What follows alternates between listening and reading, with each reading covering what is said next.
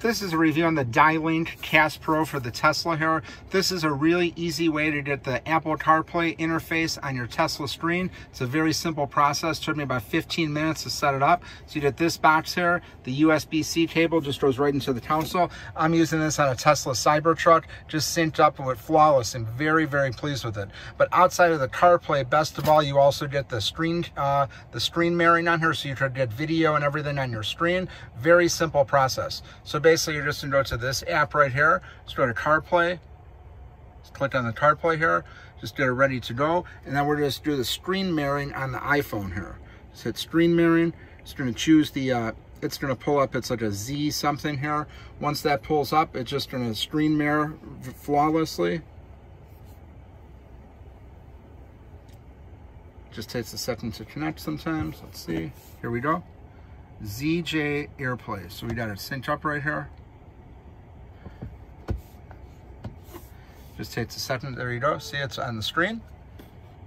And now we'll just pull it up right here. We'll just go to YouTube. We'll just get a YouTube video going here. You can see.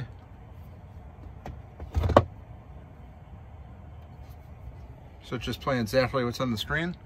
You can see it's a nice size on the screen right here. It works, again, flawlessly. Hear the music, just plays right over the car speakers. But again, this is a really nice setup here.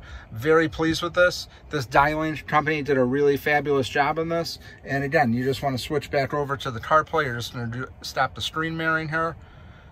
And you go back to the link and it just pulls back up on the CarPlay. Just works flawlessly. Again, very pleased with this.